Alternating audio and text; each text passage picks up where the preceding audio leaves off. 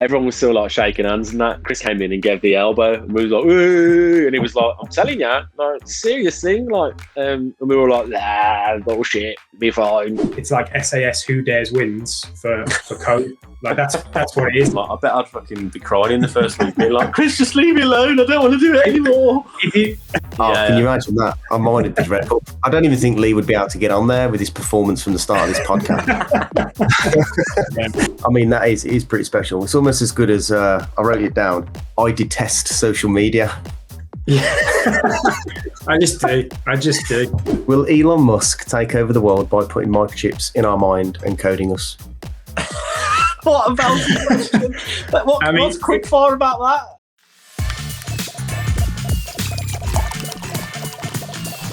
Right, welcome back. It's episode 2 of the Drunken Brainwave, series 2 of the 012 series, episode 2. What a fucking mouthful that is. But I'm delighted today to have someone I actually know a little bit on the pod. Met him a few years back. He was actually the last group dinner I had with anybody with this man, which I'm sure we can talk about. I always describe, whenever I talk about you, I always say that you're very, very smart, and then now I've got a bit of details on you, like PhD'd off it.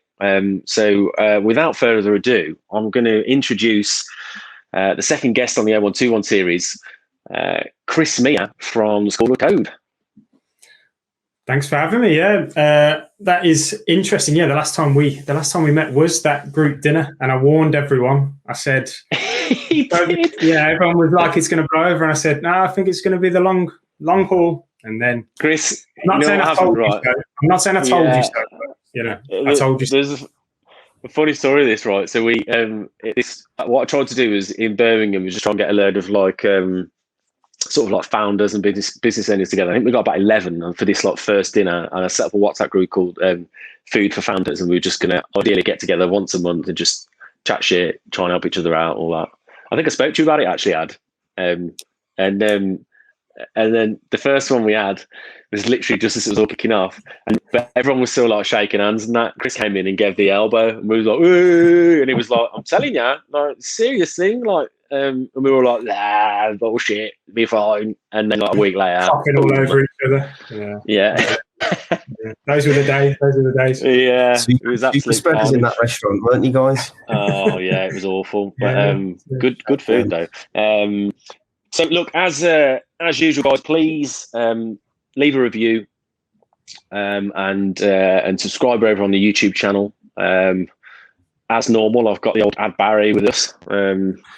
Hello, everyone. I just want to apologise for any interference in audio. Lee was ill-prepared today, and he's pretty much streaming this off his mobile phone. So if there is any tech issues, it's his fault. Yeah, I do have to admit that it's my fault. I've got a computer that won't do video calls anymore, so I'm sat with a little tripod on my phone. It looks good, though. I reckon the camera is actually better than my laptop. But I think you could launch a new podcast, Lee, called The Tragic Life of a CEO. I reckon it'd do pretty well. Who doesn't want to see people suffer? It's that voyeurism in everyone, isn't it? So look, Chris, I think let's start. Who the hell are you? What do you do? And why did you do it? There you go. No, nice big first question. Yeah, who am I? Well, I started the School of Code a good couple of years ago now to try and get more and different types of people into tech. Why did I do it? I mean, so it started, I think I chose like maths and business or English lit at university or something like that, something equally useless. And then I saw artificial intelligence, which I just watched like iRobot with Will Smith. And I love that. I actually love that film. And thought it was a little bit like Will Smith. So I thought, yeah, all right, I'll switch to artificial intelligence. And that was it. Like that's the first step I had into any sort of computers or code, or never knew anything about it before then. And when I got there was like 100 kids in the lecture hall sort of thing. And most of them could already code. there was the stereotype of a coder there. The biggest demographic was sort of like Dungeons and Dragons players, that sort of vibe. And there's typically that is the type of person that has traditionally come through. And I think that's because education takes credit for people already being interested in this stuff. So, I'd never, apart from playing computer games, I'd never been bothered enough to think what's behind that computer game. How can I make another one? I just sort of, you consumed technology. You have to already be interested to get the most out of that course. And so that's why there's this really thin funnel. It's not necessarily like they're excluding people, but if you haven't already got into it, you're going to struggle on the course. And that's what I saw with a lot of my mates who hadn't had a previous background or been doing it since they were 6 years old or whatever. They struggled on the course because it's not necessarily built for anyone but the traditional, like you've been coding, your mum or dad bought you a ZX Spectrum when you were 6 years old. That's the story you always hear in tech.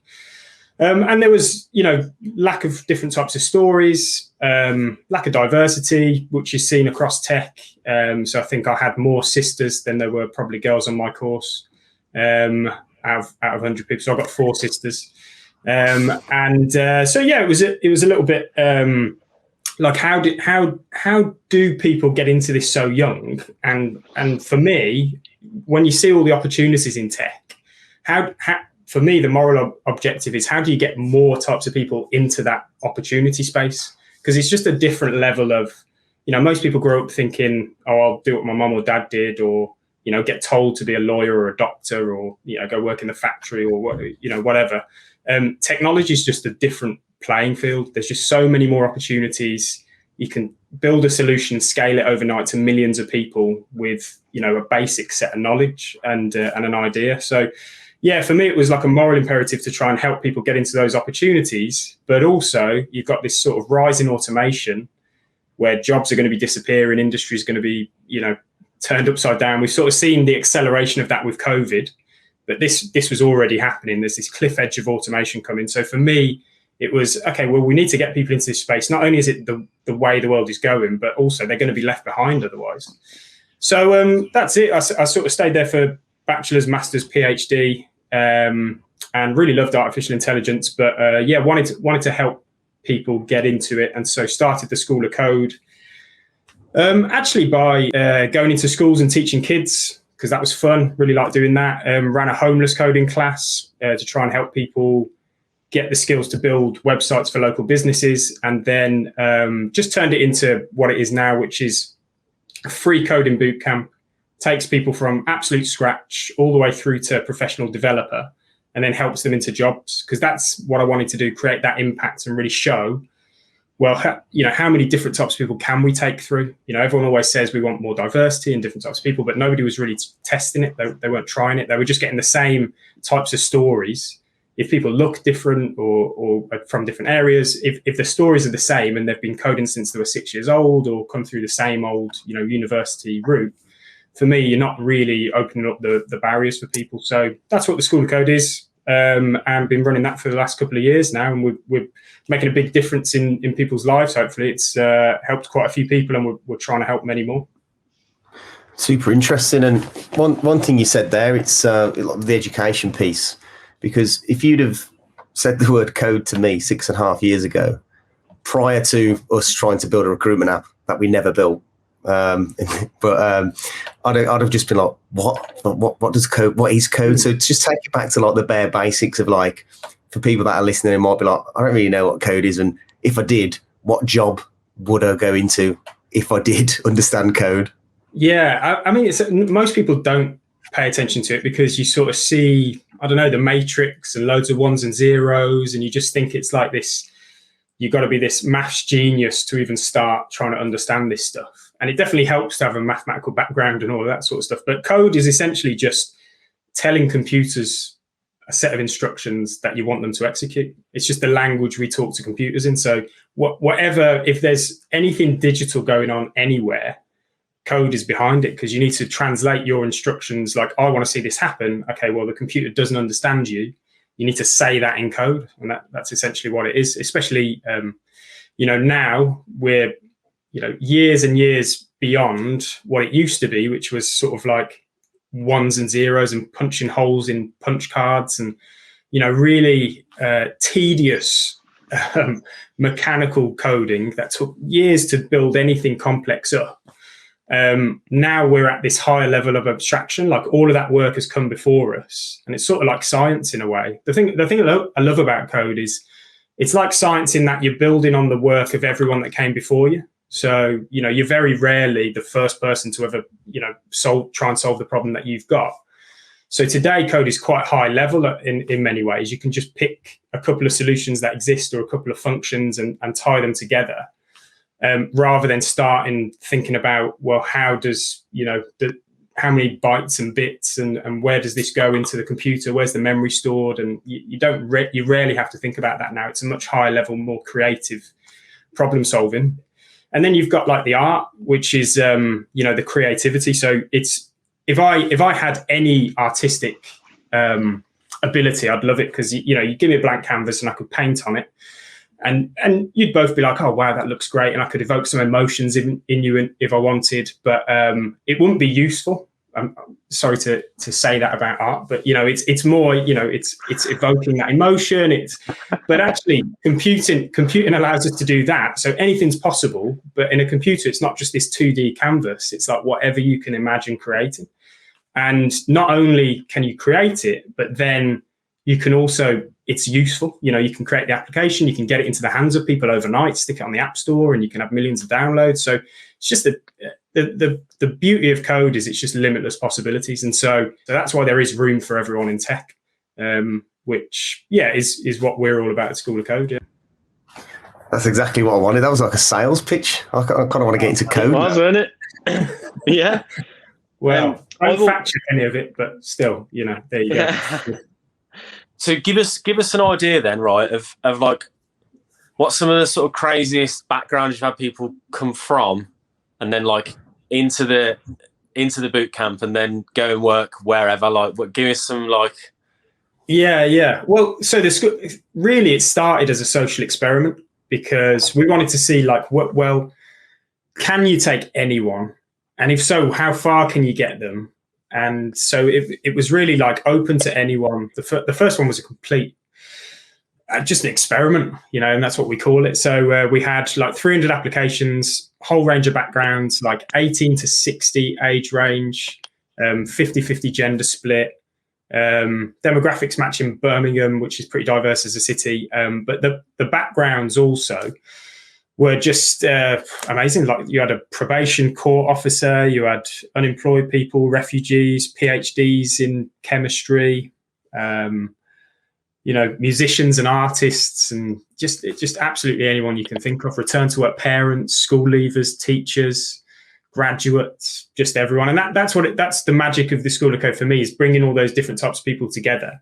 People talk a lot about diversity, and the benefit for me is it's really hard to work with different types of people. Like it's hard to work with people not like you, and that's why school's so like nobody gets soft skills at school traditionally, because you're all the same age, you're all from the same sort of area, your parents probably do similar jobs, you're all talking about the same sort of thing, so it's just easy to get on with people. And then you get out into the real world where somebody's like from different generations and different backgrounds and different socioeconomic and so it is, and different personality types. And so it is a skill to learn how to get the most of a team of all these different types of people. But if you can, you get all the diversity of thought, you get different creativity, you get different skill sets. And so that's the really important part for me, bringing all those different types of people together. It cements the soft skills, but also sets them up to learn how to get the most out of, any team. It doesn't matter who's in it. And so the list of backgrounds from the first one has just continued. What have we had since? Like sheep shearers, barbers, just anything you can think of, really. And because we don't have any prerequisites, so you don't have to have seen a line of code before you start. It just opens up that barrier for people, because everyone knows technology is important. Like, everyone's got a phone in their pockets. Everyone thinks Facebook's listening to them, and they get advertised, something that they were talking about. And, everyone understands the power of, what technology does, but nobody really sees a route in for them if they think they have to go to uni for 4 years. most people can't be bothered with that after the age of 18. And if your life has to be set out from the choices you make before you're 18, then most people are screwed, unfortunately. Like I definitely wouldn't have wanted, you want a chance to like actually understand and hear about things later on in life and transition into different careers, because things change. And so that's what we're trying to do, have that really intensive bootcamp model where anyone can come in and we transition them to that career in a really fun, team-based, engaging, but really intensive, really difficult course. But in the end, the reward is a career in a new industry, which is tech. Yeah. Yeah, I think it's incredible. It's such an amazing thing to be able to do. But it's one of those things, isn't it? That you kind of find unbelievable in the sense that someone can do that transition. Because when I think of code and coding and engineering stuff, I'm like, oh wow, I couldn't even consider. My brain wouldn't be able to work in that way. So it's interesting when you say about the different personalities and different skill sets you need in order for that team to be able to like build something that makes sense. Do you because I jumped onto one of your recent like what do you call the days? Like it was like a pitch day, wasn't it? Yeah, demo days from the demo days. And yeah, there was like I think I jumped on for like 20 minutes, and there was one of the guys was a lifeguard, and he was like coding, and it's really in depth, the detail that they were going into in this pitch, and I was like, shit, this is actually like, I mean, I didn't think Chris was lying, but this shit actually works. Like, yeah, which I think is amazing. So where have people gone and got jobs? Yeah, so the whole point of the course for me was about getting jobs. So I never gave any certificates, or we never, it wasn't about like patting you on the back and then saying, see you later, good luck. It was about getting them into jobs. So we've worked with some really good employer partners. So The Economist have hired quite a few people, Santander, Bravissimo. So bigger companies all the way through to like scale-ups like Vox Pop Me. Some people are working at Gymshark. You've got startups which are hiring the first one or two people like Loop Testware. So really big mix of places, and people choose what's right for them.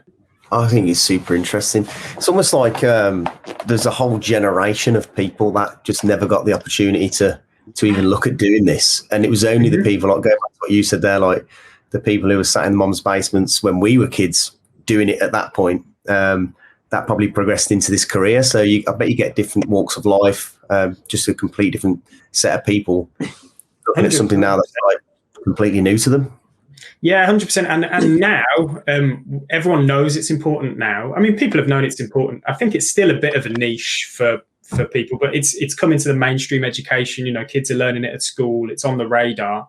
And, there's always been a lack of numbers, a lack of diversity, traditionally a lack of soft skills as well coming out of universities and similar. So that's why we really focus it on real world tech skills. So we run it like an agile tech team, like a high performance modern tech team. You come in, you're stuck in a team of 4. We randomize those teams every week or 2 weeks. And we run it like a company, and the projects that we're working on is learning how to code. So when they finish, it's just second nature to go into a company and deliver value, because they've been doing that in different, teams of different people, and under real pressure. Like we're taking people from nothing, like never having seen a line of code, to delivering, as Lee saw on demo day, sort of delivering full scale application solutions to real business problems. So it is amazing the journey. It's really hard. Like we always warn people, it's not a course. It's not like coming to college or university. It's like SAS Who Dares Wins for code. Like that's what it is. Like you will be crying at point. Like it's really intense to get people to the level where we need them to be. But that we managed to do it, and that's all through their hard work and dedication. Those are the only things we test for, really. Motivation, like does this mean something to people? Are they going to stick it out? Have they got the motivation to do it? And I used to call this like, are they nice people? But actually we say humility now. Like, so can they work in a team? Can they be coached? Can they put somebody above themselves? That's what we test for on the way in, really. And it works. Like, we've had before COVID, most courses were like 90-95% employment. And that employment would double people's earnings on day one. So the average earnings before the course would be doubled on day one of the new careers. But in tech, your salary, it's just where, if you keep getting better, your salary is so different to any other industry. Because one programmer, if I'm the top salesperson, I can sell let's say I can sell 10 things a week or 100 a month or whatever. But there's a limit to how I can scale myself. With a programmer, one programmer can affect millions of users. So there's a detachment of value. How we valued employees in the past in traditional industries doesn't make sense in the same way for tech, because people have just got so much more influence with the skills that they've got, and you can do so much more with so much less. You can automate things, you can revolutionize experiences. So the sort of sky's the limit for what you want to earn and what the opportunities that you want to get off in tech. I might have to go there myself, Lee. I know, I was just thinking that. But genuinely what I was just thinking, I was thinking, I wonder whether I could do that. I always think this when I talk to you, Chris. I always think, when this is all said and done, what am I going to do? I've always had an interest in tech and coding and stuff. I would love to be able to build something like this. And then when you say it's SAS for coding, I'm like, I bet I'd fucking be crying in the first week, being like, Chris, just leave me alone. I don't want to do it anymore. If you speak to the people, because we've had, I think, upwards of 100 people through the course now, and we're hoping to double that at least this year, really. So if you speak to those people, they'll have just such amazing stories, not only of the life they had before, whatever they would do, driving lorries for a living, and then going into tech, or whatever that transition is, chefs, just any type of background you can think of. It's crazy. But the course itself is also just a massive experience, and it's a life-changing one for them. So, and that's what we want it to be. We want it to be this transformational course. I love it. How do you will to do? You said you had 2,000 applications, for the last cohort. How the hell, based on the fact that probably 1,500 of those people would make it through, or let's say 1,000, say half of them are going to make it through. It's going to change their life, because it's going to double their salary, make them feel more fulfilled, the whole lot. How the hell would you put it down to 24 or 48? What's the process? Well, so the process, the reason we get so many is because we just want to remove those barriers. So it's free, no prerequisites, but it doesn't mean it's right for everyone. So the way that we teach is fully intense right now. So we're going to, test those flexible working arrangements as well. But it's really tough, and you have to learn really quickly. We get through a lot, just everything you can think about doing to solve problems with the web, we teach. So it's only going to suit people that are up for that challenge, really. So that's how we whittle it down: motivation, humility, learning quickly. Are they able to learn quickly? Are they in that mind space that they can do that? But we started with 300 applications, which was a lot, but scaling to 2,000 for the last one. We're starting to see, at a certain stage, it's just like a coin flip, unfortunately. So what we're doing is putting a few community classes in. So instead of just applying to the course, what you'll do is come to a couple of classes that are just open and see if you like it, learn a bit of stuff, add some value, and then sort of graduate onto the bootcamp after that. Because we're just seeing way too many people. And like you said, we can only take 24 or 48 at a time. So there's another 1,952 people that didn't get on the course. What can we do for them? So those community classes are what helps. It's interesting. When did you start it, Chris? When was it? How many years ago? 2015, I think. 2015. So, it probably started the boot camps properly. As I said, a couple of things we did before then. Made a coding platform for kids, which had 150,000 kids coding on it, which was pretty cool. And then probably started the boot camps about 3 or 4 years ago. Yeah. One thing you mentioned. Oh, go on, Lee. It's not really casual, that wasn't it? We had 150,000 kids using it, and then Yeah, it's still up now. We use it as part of our application process. Actually, if you've ever seen my little avatar, because all my pictures, so that's what you make on our platform with code. It teaches you how to code while you make one of those characters. So it's just quite fun. Yeah. One thing you mentioned, you can test it out yourselves. I'll look forward to your characters. Oh, can you imagine that? I might have been dreadful. I don't even think Lee would be able to get on there with his performance from the start of this podcast.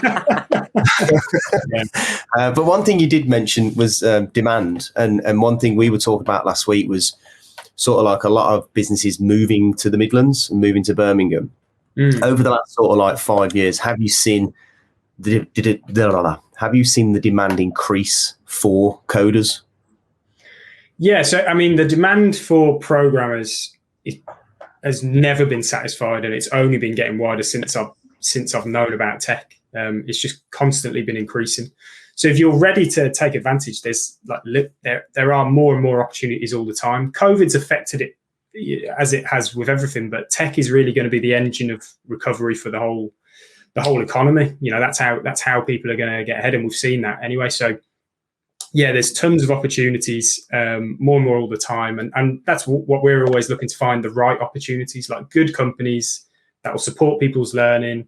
And there's so many different, things in tech. There's people making, the next Facebook or the next Google, all the way through to like new apps that you've never even thought of, like, a locker for after you pass away. It can have all your memories for your loved ones to be shared and speak in your voice and things like that. So there's loads of cool applications that you've never even thought of.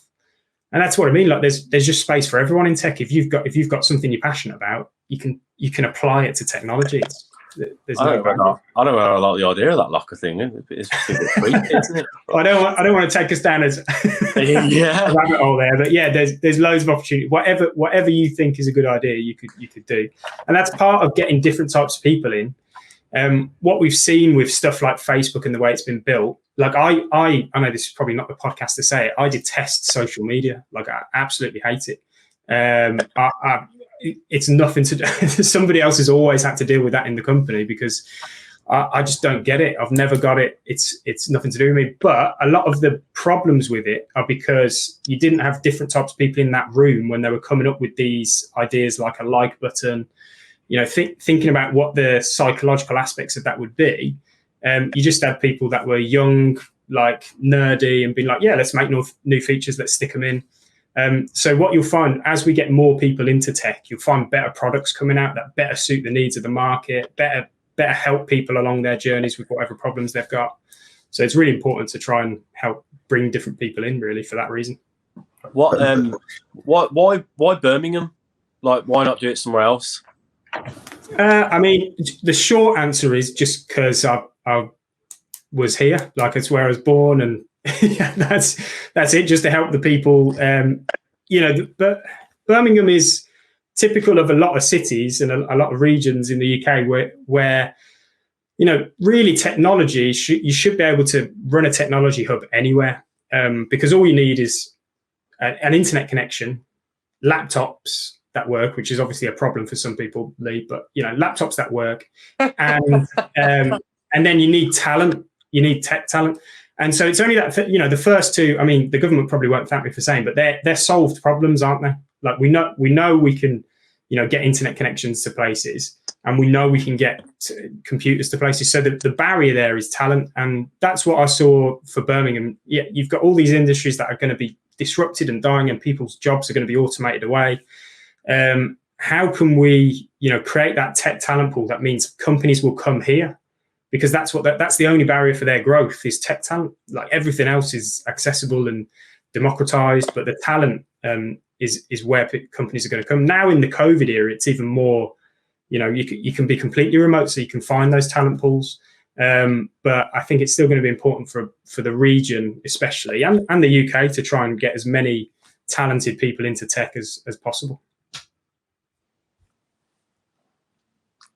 Yeah, do you think Brum can be the coding capital? Do you think that's possible? Do you think we can create a proper hub?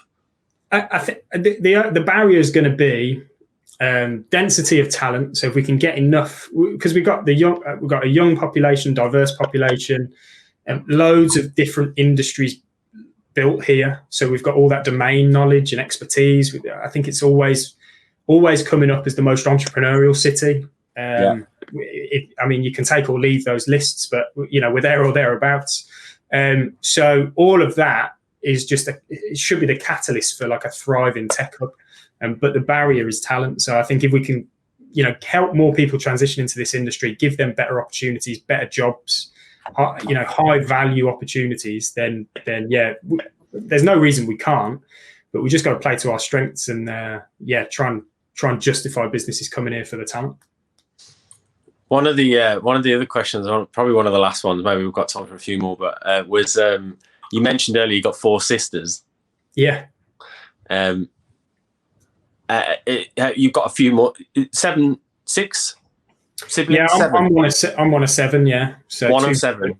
2 brothers, 4 sisters. Is that right? Yeah. And so. By all accounts, you're all quite entrepreneurial. Yeah, well, we just got a big mixed family. So I'm mixed race as well. So we go ginger, dark, ginger, dark, ginger, dark, ginger in my family, and the types of people, like everyone's pretty brash and loud, and we debate and all of that sort of stuff. But yeah, like entrepreneurial, most people comes from my mum and dad, sort of, and the way that we were brought up. But yeah, my sisters run their own companies. One of my sisters helps me. My other sister's just in and out of loads of different things. My brothers, well, the men in my family are more chilled out, to be fair. But my brother's always starting. One of them does websites and apps and stuff like that. So yeah, we're all pretty different in different ways, but entrepreneurial in terms of like just hustle and get up and go and problem solving. Yeah, everyone's got that. So it's pretty loud house where everyone thinks they're right. That's what you get with a house of entrepreneurs. So yeah. Whereabouts in Birmingham are you from, Chris? All over, actually. I've probably lived in every area of Birmingham when I was growing up. So I've just recently moved out. Before COVID hit, my wife works in London, so we sort of moved midway between, so I could commute to Birmingham, she could commute to London. Obviously, what a wise decision that was. Absolutely, really worth the life choice there. But lived everywhere. Like all areas. I don't think there's an area I haven't lived in. Like Harborne, Selly Oak, Erdington, Wild Green, Sutton Coldfield, Warmley. Got family in like King's Standing, Castle Vale, and then Lichfield and Tamworth recently, and yeah, just everywhere. And so been all over Birmingham. What's the I think final question before we jump into some quick fire ones? What's the plan for School of Code? Like, what's the vision? Where do you want it? You want it in multiple cities? Do you want to just grow way more cohort in Birmingham? Like, what's the? I think, yeah. I mean, the driver for me is as I can't see past that cliff edge of automation for people. Like, I'm a massive pessimist, so I just, in that way, jobs they're going to disappear, and we just need to be preparing people for it. So for me, it's how can we get the most amount of people on the right track for that transition. So that would be, expanding in Birmingham, getting more people through it. So we've got hopefully a load of cohorts planned for the West Midlands, but also, different areas of the country as well. It's not a problem unique to Birmingham that industries are going to be shifting, and we need more tech hubs and tech companies and tech talent. So, trying to help as many people as we can, really. Love it. Good ethos, that is, isn't it? It is, yeah. It's almost trying to solve for future generations. I mean, it is pretty special. It's almost as good as, I wrote it down, I detest social media. Yeah, I just do.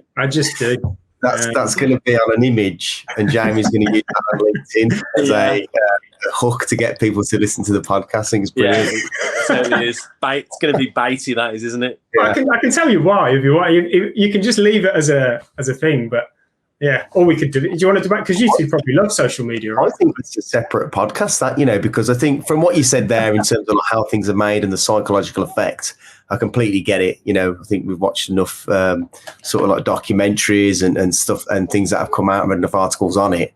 But yeah, I will always 100% stick up for the social media things. I think you're right. I'm probably one of the only people that probably think this way, to be fair, which probably means I'm wrong.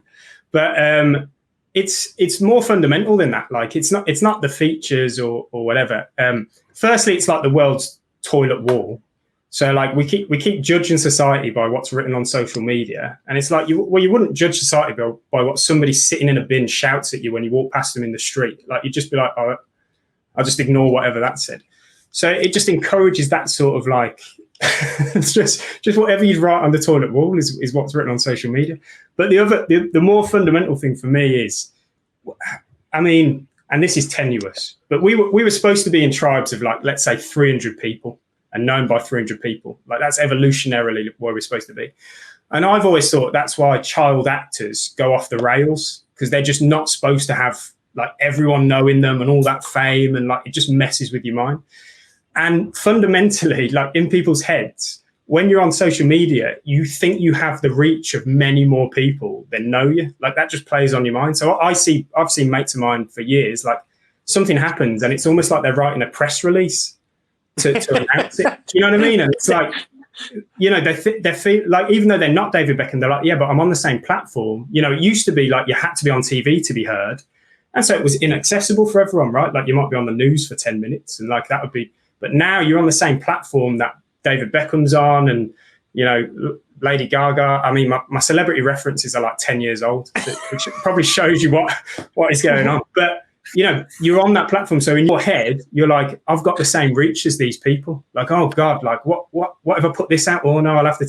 And so that's just playing on people's minds naturally for forever. Like as soon as, for me, that's unhealthy. So I just do what I'm told on social media. Lizzie, who runs our social media, tells me to like stuff and I like it. And that's it. Yeah, I think, I definitely think we should have another podcast, Lee, about this, where we should invite guests on and argue about. I'd love a podcast where you argue. That's all I do. Argue about stuff I know nothing about. That's exactly what I'm here for.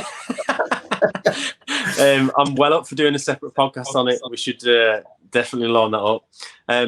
Embarrassingly, and to add to the faux pas of the whole episode from my point of view, the battery on my laptop has gone. So the quickfire questions are now a black screen. So I'm relying on Adam Barry to do the final wrap up of the quickfire questions. I think that, to be honest, is quite apt of my ability today to have good tech.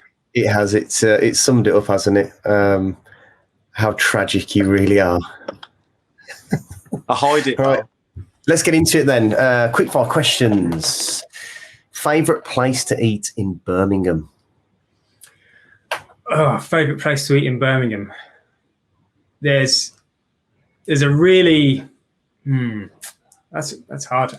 I'd say there's a Greek deli right by New Street, which is ace. Really, really nice on the hill just from New Street. I always forget what it's called, but it's like 1492, I think it's called. But it's really nice. Go in there, get the wrap, chips and chicken souvlaki in a wrap. Lovely. Other than that, I mean, pretty much any fish and chip shop, to be fair, is pretty good in Birmingham as a standard. But yeah, that Greek place is lovely. Yeah, it's great. We had Leah on last week, and she couldn't give an answer, and she's at pretty much every restaurant in Birmingham. Yeah. And I think it just shows like how plenty Birmingham is for food. Over the last few years as well, I think it's properly ramped up in quality and choice. Like I don't think it would have been there a couple of years ago. But like over the last sort of 5-10 years, I think it's really ramped up properly. I think I know which one you mean. It's by York's. You know, yeah. I've not gone in, but I've seen it. It's a tiny little shop front, like. If I ever eat at the office, I always just order from there. It's nice. Perfect. Yeah. Well, this is a good one. You'll like this one, Chris. Will Elon Musk take over the world by putting microchips in our mind and coding us? What about the question? What's quick fire about that? I know. I haven't got an answer that doesn't rant for 10 minutes. So, I mean, it's not going to control people's minds, but if you think about what that is, so that's about like the idea of that is outsourcing the memory, basically, which is what we do already to the internet. Like, you know, and people get scared of this point. But if I asked you, if I had a calculator and you didn't, and we had a maths quiz, right, you'd rate me highly in winning that, wouldn't you? Like you wouldn't back yourself against the calculator to do like numerical arithmetic. But for some reason, like we then struggle to see that in other ways. And you know, Google, we've basically outsourced our memory to Google already. Like we don't need to remember facts anymore. You just Google them. Like it's not the same, you know, school doesn't need to be the same as like, oh, when was the Battle of Hastings? I'll just Google it. Like what a pointless piece of knowledge to have. So I think that's really what's gonna happen. Because humans are just, we are tool using animals.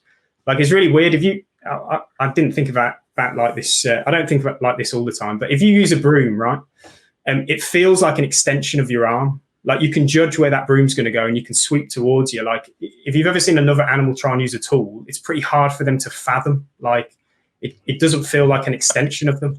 And if you notice, we do the same with our phone as well. Like if you lose your phone, you feel like part of you's missing. You're like, oh, that, you know, I use that so much. Like, you know, that tool is part of me. And that's just the next phase of that. It's the integration of that tool within our biology. So I think it's only a matter of time, really. But it won't be about controlling us. And do you think it's a good thing? Very quickly. Yeah, I don't see why not. As long as it works. Chris seems pretty sound about it. He's just like, yeah, I'm all right about it. As long as it works, yeah. I mean, we're years away from it working. The neuroscience behind it is different, but yeah. Chris is just bothered about it. He's like, if it's bad tech, I don't want it. But if it's going to work, then yeah. If it works, exactly. The thing that comes from the same man who detests social media. He wants people to be coded. Yeah. I think there's another podcast there with this debate on it. It's about that's about accentuating your abilities. Yeah, so for me that's the next evolution. Yeah, I'm for it. Favorite movie about coding? How many other? I haven't really got one. Yeah, I don't really. I mean, there was what was there? There was Swordfish had a coder in, but I didn't rate that much as a movie. Had Halle Berry in, and. I tell you what is good. Silicon Valley is a TV series. Belter. If you want to see what it is to be in a tech startup, it's just a comedy series which just sums up tech startups perfectly. So I'd probably say that. If you could have any other profession, what would it be? I mean, I've got none of the talent to do it. So are we saying if I don't have to? Okay, just any. Okay, I'd probably say footballer or football manager. One of those two. Yeah. You just tap Elon Musk up. He'll sort it out for you, mate, and you'll have the ability. There you go. Yeah, I'll just download that module. Perfect, like in Matrix. It's great. Yeah, that's insane. I like the sound of that.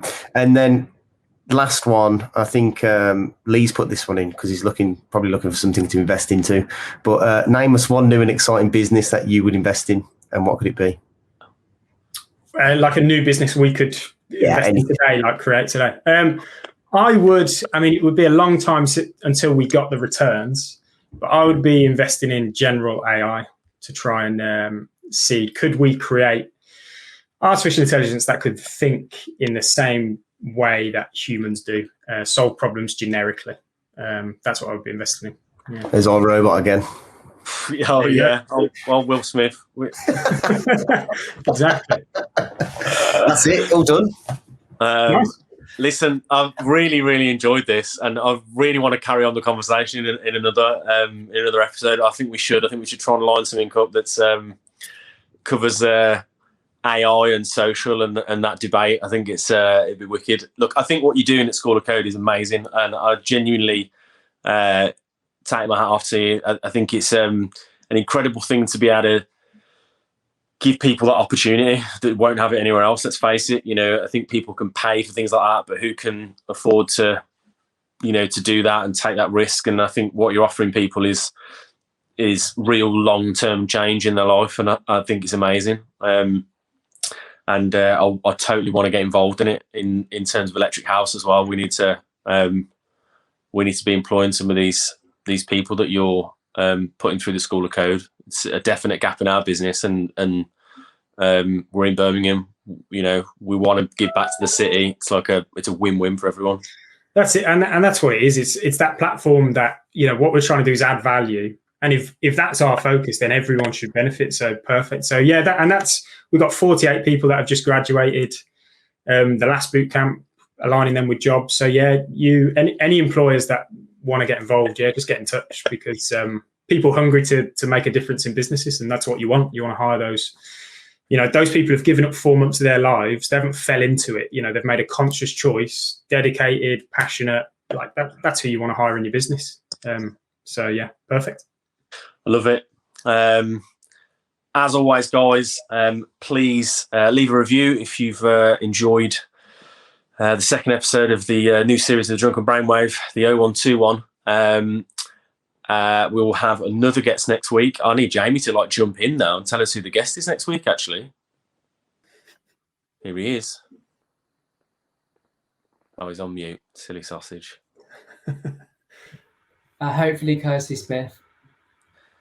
And do you want to give a bit more of a roundup of who Kirsty Smith might be?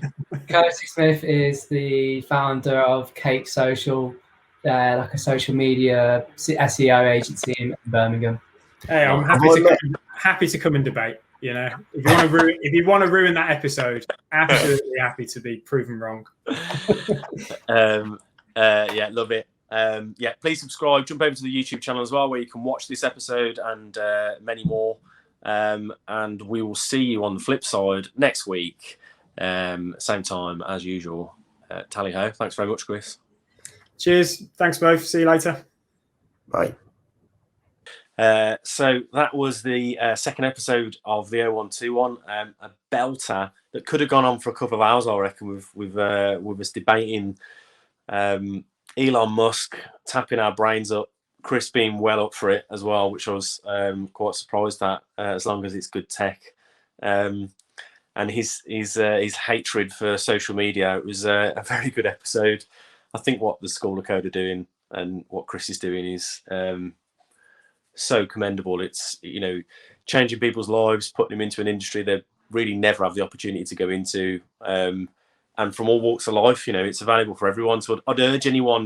They do cohorts. I think it's every sort of 4 to 5 months is how they operate. But go to the School of Code website, based in Birmingham. They have thousands of people apply for the cohorts of courses they do, but they take people through that 4-month intensive boot camp. And at the end of it, and I've seen people pitch as well, this is no bullshit. I've seen teams of people pitch full products that they've built, talking through the amount of research they've done with it, why things are in certain places, what the product is, what problem it's solving. And then these people go and get jobs in tech in the Birmingham area and beyond. And I think what an amazing thing to be able to do is to take generations that missed the opportunity to code and shove them straight back into that, amazing. And I can't wait for Electric House to sort of partner up with School of Code and take that further. But check out what they're doing. If you like the episode, please leave a review and get this episode downloaded, stick it in your lug holes. Next week, we've got Kirsty Smith. Looking forward to that one. Please tune in again next week for episode 3 of the second series of the Drunken Brainwave, the 0121. Catch you all soon. Laters.